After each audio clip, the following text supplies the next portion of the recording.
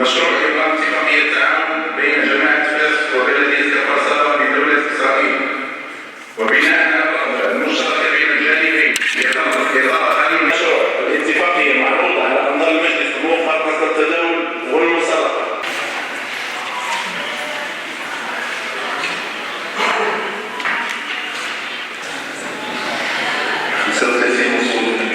الاتفاقيه ديال هاد المدينه ما بين الخمسه المدن اللي صوتنا احنا في الجامعه هنا عليهم. صوتنا على هاد الخمسه المدن، منهم هاد المدينه هذه كفر سبا اللي تتبعد يعني على اللي هي فيها واحد تقريبا 90 حتى 100 الف نسمه، وكلها الجل ديالها فيها المغاربه اليهود.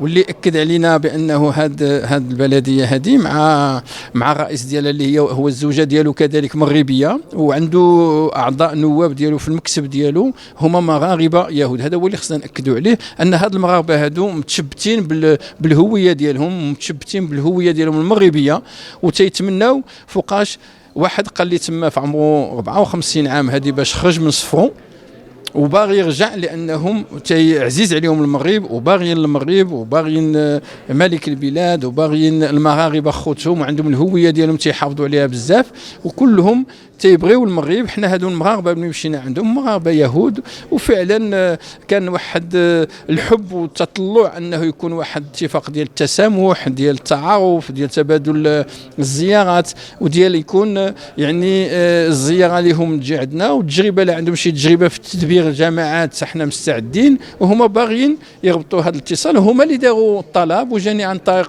وزاره الداخليه، كيف جاني على وزير الداخليه جميع عمل اتفاقيه تدوز مع المدن.